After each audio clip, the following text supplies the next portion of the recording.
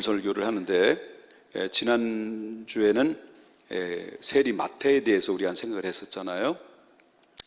자, 오늘은 헤롯 안디바에 대해서 말씀드리겠습니다. 분봉왕이죠. 헤롯 유대 분봉왕인데 안디바에 대해서 이렇게 얘기를 하려고 합니다. 헤롯 안디바라고 하는 사람은 원래 이름이 아버지를 대신한 영웅의 아들이다라는 이름을 가지고 있습니다. 그리고 헤롯 대왕이 이제 3형제가 있었어요.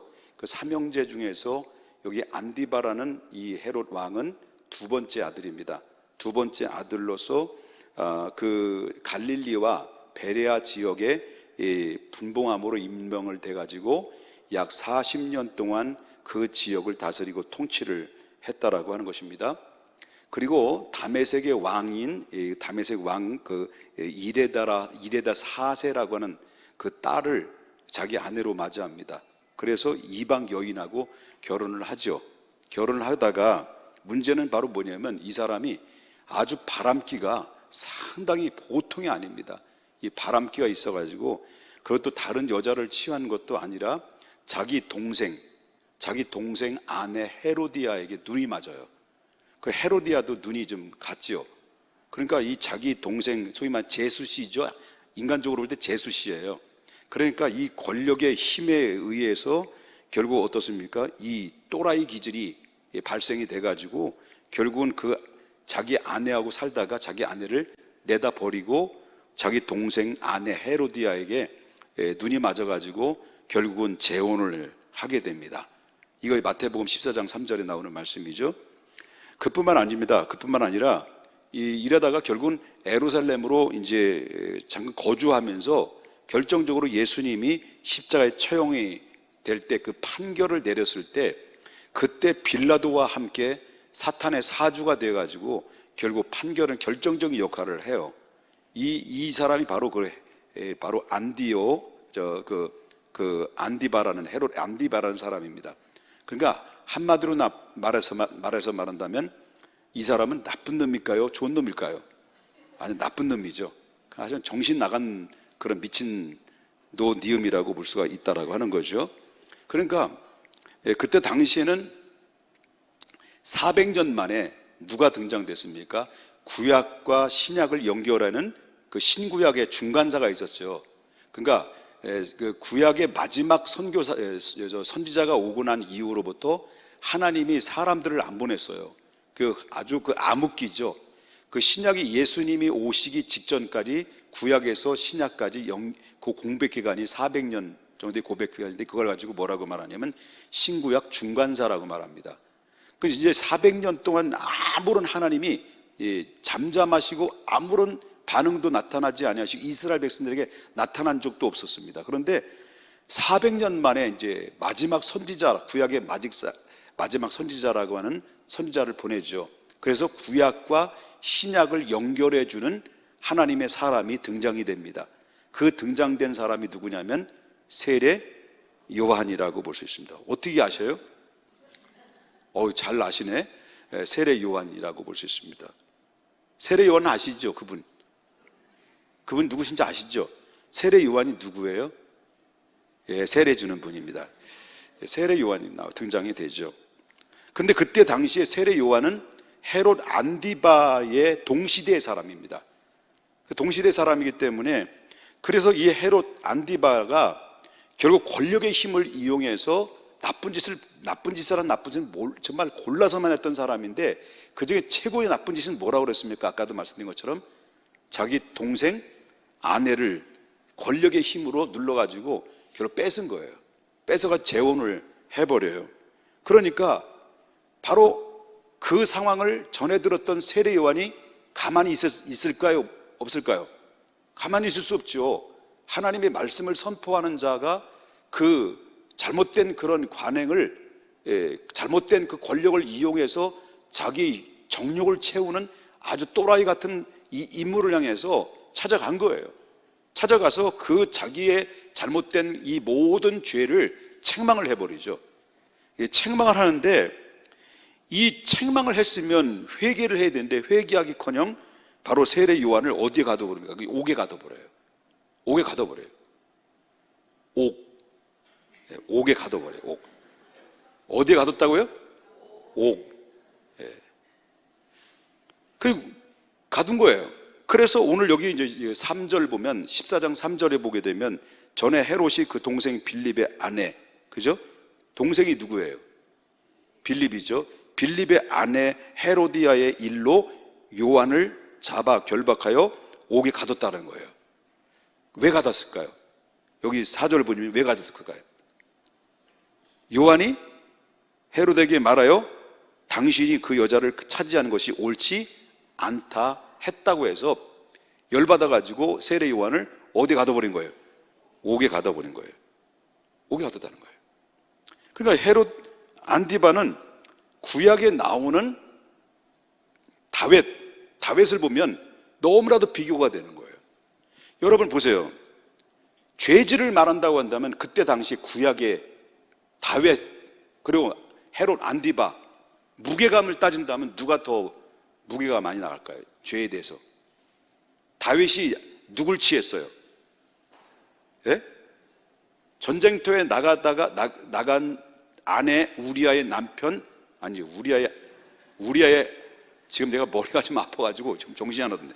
자, 우리아의 아내 밧세바를 취했어요. 도히 말한다면 그 여자를 왕이라는 권력에 의해서 데려와서 동침을 해가지고, 이 동침이 아니죠. 성폭행이죠. 오늘날 쉽게 말한다면 성폭행해가지고 임신을 딱 시켜버렸거든요. 겁탈을 해버린 거예요. 그러니까 임신된 걸 이제 알게 되고 난 이후로부터 어떻게 됩니까? 그래서 이 임신, 다윗의 아기를 은폐시키기 위해서 전쟁터에 나가 있는 그 밧세바의 남편을 불러들여서 휴가를 오게 해요. 그래가지고 그 밧세바와 하룻밤 휴가를 즐기도록 하룻밤을 지내도록 한 거예요. 그러면 이제 다윗의 아기라는 것을 은폐시킬 수 있으니까 하룻밤을 이제 재우려고 했는데 이 우리아가 그럴 수 없다라는 거예요. 충신이죠. 그럴 수 없다라는 거예요. 내 동료들은 지금 내 동료의 군사들은 지금 전쟁터에 나가서 죽느냐 사느냐라는 이 기로 앞에서 생명을 걸고 목숨 걸고 싸우고 있는데 내가 어찌 내 아내와 함께 즐기면서 휴가를 즐길 수 있겠느냐. 난 아니겠다, 못 자겠다 하는 거예요. 그러니까 이 다윗이 긴장이 될까요? 긴장이 될까요? 긴장된 거지. 그래 안 그래요? 긴장된 거예요. 그러니까 술을 쓴 거예요.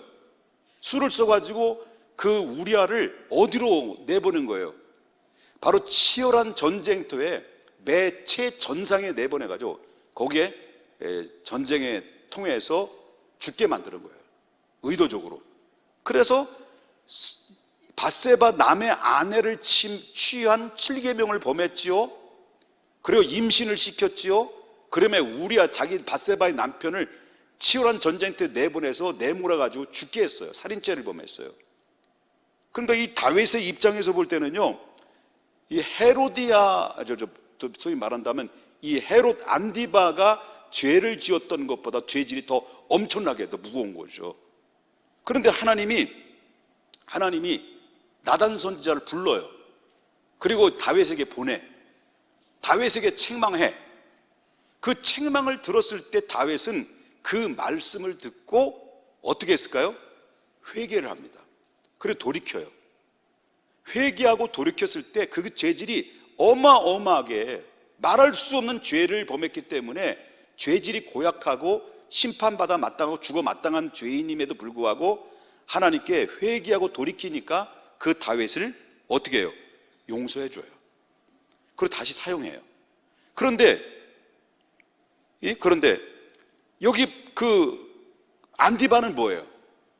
안디바는 세례 요한이 너 잘못됐다 라고 회개를 촉구했지만은 안디바는 그 말씀을 거절한 거예요. 거절하고 그 말씀을 거절하는 대신 그 대신 누구를 옥에 가둬요? 그 하나님의 말씀에 가지고 있는 선지자인 세례 요한의 말을 거절하고 옥에 그냥 가둬버려요. 이게 바로 뭐냐면 다윗과 안디바의 차이예요. 그러니까 한마디로 말한다면 헤롯은 이 권력을 위해서 자기 아내를 대신하여 자기 동생의 아내를 취하는 그런 죄를 범했을 때 세례 요한의 책망을 받았으면 바로 다윗처럼 겸손하게 내가 죄인이로소이다, 내가 하나님 앞에 죄를 범했습니다라고 통회하고 자복하면 좋겠는데, 이 안디바는 세례 요한의 말을 거절하고 옥에 가둡니다. 그래서 이 잠언서를 보게 되면 이런 얘기를 해요. 우리가 책망을 들을 때 하나님의 말씀이든 설교의 말씀이든 간에 우리가 누군가로부터 사랑으로 나를 책망하고 권면을 했을 때 내가 받아들일 수 있는 용량이 어떤 용량이냐에 따라서 그 사람이 바로 지혜로운 사람도 될 수 있고 미련한 사람도 될 수도 있다 라고 잠언서는 그렇게 기록을 하고 있어요. 잠언서를 보게 되면 15장 5절에 이렇게 얘기를 해요. 아비의 훈계를 없인 여기는 자는 무슨 자라고 그랬습니까? 미련한 자라고 했습니다. 징계를 받는 자는 무슨 자라고 했습니까? 슬기를 얻은 자라고 그랬습니다. 그 다음에 15장 32절이니까 훈계를 받기를 싫어하는 자는 자기의 영혼을 경히 여김이라. 자기 영혼을 경히 여김. 견책을 달게 받는 자는 지식을 얻느니라. 다시 말한다면 설교의 말씀을 듣든지 여러분 하나님의 말씀을 듣든지 그 말씀이 어찌 축복만 이야기합니까? 성경을 어디를 봐도 성경 전체가 우리가 예수님을 믿으면 다 축복받고 만사 형통한다는 말이 성경에 나오지 않아요. 우리가 구원받고 우리가 축복받는 비결이 바로 뭐냐면 우리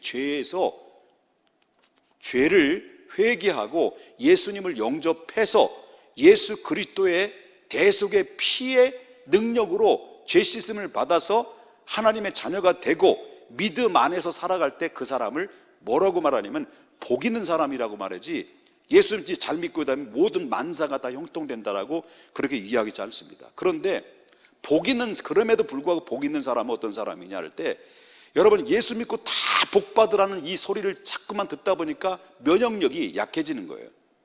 그래서 우리가 정말 들어야 될, 귀 기울여야 되고, 내 가슴을 찌고 마음을 찢어 옷을 찢어 가슴 치고 통곡하여 내 죄를 토해내고 하나님 앞에 고백하고 하나님 말씀으로 내 자신을 쳐서 복종하여 그리스도를 형상을 닮아가려고 몸부림을 치는 이 사람들에게는 바로 잠언서에도 아까 말씀드린 것처럼 어떤 자입니까? 바로 슬기로운 걸 얻을 수 있는 자, 지혜를 얻을 수 있는 자, 그런 사람들을 하나님이 함께 하시고 복을 주신다라고 하는 것이죠. 그러므로 여러분 설교를 들을 때도 우리가 정말 파주마다 들어와주고 하나님 여러분들은 잘 될 것입니다, 여러분들은 복 받을 것입니다, 여러분들은 기도하면 다 날 것입니다, 여러분들은 모두가 만사 형통될 것입니다 라고 계속 설교 들으면 그게 바로 뭐냐면 에레미야 시대에 너희들이 회개하고 돌아오지 않으면, 너희들이 자신을 쳐서 복종하지 않으면 하나님께서 이 다른 민족을 사용해서 너희들을 칠 것이다, 회개하라 라고 에레미야의 그 경고의 말을 들었는데, 그 옆에는 백성들은 이 에레미야의 말을 안 들은 거예요. 누구의 말을 듣습니까? 그때 당시 거짓 선지자의 말을 들었어요. 아니다, 하나님이 우리에게 말씀하시기를 평화가 올 것이다, 잔잔하실 것이다, 고요할 것이다, 형통하게 될 것이다, 이런 거짓 선지자들이 말을 했으니까 백성들은 듣기 싫은 소리를 좋아요, 듣기 좋은 소리를 좋아해요? 지금 제가 듣기 좋은 얘기를 해요 있잖아요. 듣기 좋은 소리를 듣는 거죠. 그러니까 저들은 길을 막는 거예요, 에레미야에. 그래서 이스라엘 백성들이 망한 게 바로 그거라고 하는 거예요. 그거라고. 정말 오늘 이 시대는 특별히 잘 들어야 될 것이 바로 뭐냐면 우리 하나님의 말씀을 들어야 돼. 그게 복음을 들어야 된다는 거예요.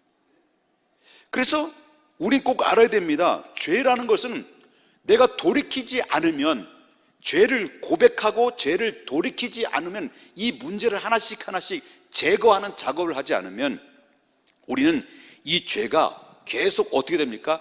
진보돼요. 진화가 된다는 거예요. 그렇기 때문에 여러분 실력이 느는 것처럼 죄의 실력도 늘게 돼 있어요. 이게. 그렇기 때문에 중요한 것은 파생적이고 연쇄적으로 다른 모양으로 다시 다른 것을 자꾸 죄를 짓는 속성을 갖게 되어 있기 때문에, 여러분 소위 말한다면 헤롯 안디바가 세례 요한의 말을 거절하고 오히려 감옥에 가둬놓고 난 이후에 그 변질되어가고 그 변해가는 이 무섭게 무섭게 달려가는 그 죄악의 그 속도감을 보면 우리가 느낄 수가 있어요. 여러분, 그렇기 때문에 죄는 그냥 가만히 두면 죄는 진보하는 거예요. 계속 달려가는 거예요. 그래서 죄는 자꾸 파장을 일으켜서 나를 더욱더 죄의 광범위한 지역의 나를 거기서 무참하게 죄로 인해서 사용당해서 실패되는 인생으로 전락하는 경우들이 너무나도 많이 있다. 그래서 야고보서에 나오는 말씀인데요, 야고보서 1장 15절에 보니까 욕심이 잉태한 즉 죄를 낳고 죄가 장성한 즉 뭐를 낳는다는 거죠? 사망을 낳는다는 거예요. 이게 뭐예요? 죄가 어떻다는 거예요? 죄는 욕심으로부터 시작해서 죄를 낳고 그 죄가 어떻게 된다는 거예요? 자꾸 장성한다, 커져나간다는 거예요. 커져나가는데 자기가 커져나가는 이 죄악이 자기가 죽는지도 몰라요. 나중에는 너무 무감각하기니까 때문에. 그렇기 때문에 이 죄인지 이게 하나님의 심판이 진노가 내 앞에 놓여 있는지를 전혀 감지하지를 못하는 거예요, 이게. 그래서 우리는 꼭 중요하게 생각해야 될 게 바로 뭐냐면, 이 작은 죄를 짓게 할 때 그 작은 죄랄지라도 재빨리 우리가 회개하고 다른 큰 죄를 만드는 원인과 동기를 바로 어떻게 되냐면 제거시키는 작업이 절대적으로 필요하다. 그래서 우리는 순간순간마다 죄는 생각 속에 들어올 때가 많이 있어요. 그럴 때마다 생각 속에 들어올 때마다 나사란 예수의 이름으로 명하노니 이 나를 사망의 길로 몰게 하는 사단의 권세 예수님의 이름으로 떠나가라 라고 자꾸 영적인 그런 싸움에서 공격을 선포를 해야 돼요. 우리는 누구의 권세를 가지고 있어요? 예수님의 권세 가지고 있어요. 그래서 우리는 싸워 이겨야 돼요. 이겨야 돼요. 그럴 때면 순간적인 유혹이 들어올 때마다 사탄아 물러가라, 나사렛 예수 이름으로 명하노니 물러가라고 순간적으로 잘못된 죄악된 생각이 들어올 때마다 우리는 어떤 생각으로 바뀌냐면 영적인 생각으로 자꾸 턴을 해야 돼요. 그래서 우리는 경건의 능력을 자꾸 길러낼 때, 면역력을 길러낼 때 그때는 이제 유혹에서 이겨낼 수 있는 능력이 생기게 된다라고 하는 거죠. 그리고 안디바는 여기서 멈추질 않은 거예요. 계속 고속 질주를 해버린 거예요. 그래서 결국 어떻습니까? 오늘 여러분과 저와 함께 읽었던 말씀처럼 이제 눈에 뵈는 게 없는 거죠. 그래서 안디바가 생일 때 했어요. 사람들을 전부 다 초청을 했어요. 초청을 해가지고 그때 헤로디아라는 자기 그 동생 부인이죠. 자기 동생 부인 헤로디아라는 이 딸이 있는데 이 딸이 이제 잔치 때 춤을 춘 거예요. 춤을 추니까 너무 기분이 좋은 거거든. 너무 예쁘고 사랑스러우니까 헤로디아 딸에게 너 소원을 말해봐 그랬다는 거예요. 너의 소원을 말해봐 그랬다는 거예요. 그랬더니 헤로디아 딸이 헤로디아에게 엄마에게 찾아가서 엄마 소원이 뭐야? 했더니 이 헤로디아가 이 헤롯 안디바보다도 더 나쁜, 큰일 날 뻔했네. 더 나쁜 여자예요. 누굴 달라는 거예요? 옥에 갇혀있는 세례 요한을 소반에 담아다가 머리를 소반에다 내가 가져오라 달라. 그러니까 이 헤로데 그 안디바에게 이 딸이 헤로디아 딸이 찾아가서 저에게 세례 요한의 목을 주십시오. 그러니까 자기가 말을 했지. 취소하려니까 사람들이 있지. 자기가 이제 공언했는데 말은 했고 취소하려니까 마음은 두려워하지만은 그러나 자기가 공언한 사람들이 그 말이 들은 증인들이 있으니까 그러니까 결국 할 수 없이 그 사람을 보내서 옥에 있는 세례 요한을 목을 친 거죠. 이게 바로 뭐냐면 이 고속 질주, 죄의 진보, 이렇게 점점 죄가 무섭게 가속이 붙게 되면 나중에는 그 제가 죄인지도 모르고 두려움이 먼저 사라지는 거죠. 두려움이 사라져요. 하나님에 대한 두려움이 사라지는 것은 그건 끝난 거예요. 그걸 가지고 뭐라고 말하는 성경은 양심에 화인을 맞는 자다. 이거 되지 않도록 여러분 기도해야 돼요. 양심에 화인 맞은 자. 오늘날 목회자도 마찬가지예요. 오늘날도 종교 지도자도 마찬가지예요. 양심의 화인 맞으면 눈에 뵈는 게 없는 거예요. 권력의 힘, 정치의 눈이 어두워서. 그래요. 그렇기 때문에 거기뿐만 아닙니다. 여러분 보세요. 헤롯 안디바는, 다시 정리를 드린다면, 자기 아내 동생, 자기 동생의 아내를 뺏었어요. 그리고 자기 잘못해서 책망하는 세례 요한을 옥에 가뒀어요. 그리고 자기 책망의 말을 듣지 않다 보니까 결국 어떻습니까? 죄가 계속 부풀어지기 시작하면서 나중에 면역력이 생겨요. 하나님의 두려움에 대한 면역력이 생기는 거예요. 그러다 보니까 어떤 일이 벌어요. 자기 생일날에 헤로디아의 그 말에 의해서 그 휘둘림을 받아요. 치맛자락으로. 그래서 결국은 어떻습니까? 세례 요한은 목을 내놓는 그런 결과를 얻게 되고, 마지막에는 어떻게 이 사람이 악한 모습으로 바뀌어지느냐 할 때, 헤롯 안디바는 빌라도, 그때 당 예수님을 처형하는데 결정적인 역할을 했던 그 빌라도 있잖아요. 이 빌라도는 예수님이 무죄함을 알고 있었어요. 여러분, 그 안디바도 물론 마찬가지였습니다. 예수님이 죄가 없다는 것을 알고 있으면서도 불구하고 예수님을 대적하고 죽이는 일에 서로 고난을 인정해줬다는 거예요. 고난을 인정해줬다는 거예요. 그래서 누가복음 23장 12절에 헤롯과 빌라도가 전에는 어떤 사람이었습니까? 원수였어, 원수. 헤롯과 빌라도. 여러분, 빌라도는 어떤 사람이에요? 로마 가이사로부터 유대의 민족의 지배 민족이니까 유대에 파송을 한 거예요. 일본 놈들이 일본 분들이 일본 총독이 우리나라 와서 36년 동안 이 지배를 했잖아요. 마찬가지로 로마의 총독에 의해서 파송한 빌라도가 이 유대를 다스렸어요. 그리고 이 헤롯 분봉왕들은요, 소위 말한다면 이 빌라도의 꼭두아시 노릇을 했던 사람들인데, 여기에는 본문에 이게 보게 되면, 아까 읽었던 말씀을 보게 되면, 여기 그 안디바와 빌라도가 사이가 좋았다는 거 안 좋았다는 거예요? 왼수지가 왼수인데 왼수가 아니야. 어느 때만 아니야? 죄질 때. 왼수긴 왼수인데 서로 왼수에 못 잡아먹어서 한이에요. 그러니까 빌라도는 내가 총독이니까 네가 왕이라도 내 말을 들어라.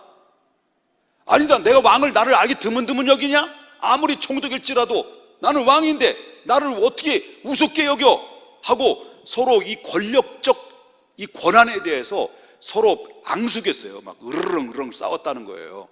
원수였다는 거예요. 원수인데 언제만 친구였다는 거예요? 네? 죄질 때. 그 죄질 때가 언제예요? 예수님이 십자가에 내어주는데 결정할 때, 그때 친구가 된 거예요. 이걸 가지고 뭐라고 말하냐면 적과의 동침이다, 그렇게 얘기하는 거 아닙니까? 아주 나쁜 놈들이야, 아주. 그러니까 성경에 말하기를, 이 누가복음 13장 32절에 보니까 이르시되 너희는 가서, 예수님 뭐라고 그랬어요? 그 헤롯 안디바를 향해서 별명을 하나 붙였죠. 뭐라고 그랬어요? 저 여우에게. 예수님이 그 헤롯 안디바를 향해서 뭐 같은 놈이라고 했어요? 저 여우 같은 놈이라고 했어요. 그 정도로. 우린 여기서 악한 자들이 성도를 대적하는데 넘어뜨리는 데의 일에는요, 비록 자기들끼리 사이가 안 좋다가 성도를 무너뜨리고 믿음을 무너뜨리는 데는 서로 하나가 돼버려요. 하나가 돼요. 이거 신기한 모습을 가지고 있어요. 그렇기 때문에 성경은 말합니다. 뭐라고 말하냐면, 로마서 8장 23절에 보니까 우리가 알거니와 하나님을 사랑하는 자 곧 그의 뜻대로 부르심을 입은 자들에게는 모든 것이 어떻게 해서 선을 이룬다고요? 협력하여 선을 이룬다고 그랬습니다. 그런데 주님의 뜻대로 부름받았다는 사람들이 모든 것을 협력하여 선을 이루기커녕 뭐 한다는 거예요? 협력해서 악을 이룰 수도 있다라고 하는 거예요. 누가? 내가 그 주인공도 될 수 있다는 거예요. 그렇기 때문에 내가 그렇게 되고 싶어도 되는 게 아니에요. 우리가 영적으로 조금만 긴장을 풀게 되면, 우리가 하나님 앞에 말씀으로 좀 깨어있지 않으면, 우리는 악한 습성이 애굽이라고 하는 이 문화적 정서에 익숙되어 있기 때문에 이스라엘 백성들이 돌아가자, 애굽이 좋다, 옛날에 그 습관, 애굽에서 430년 동안 굴러먹은 그런 옛 악습들, 우상들을 그 몸에서 다 빼내기까지는 40년이 걸렸는데도 그래도 안 된 거잖아요.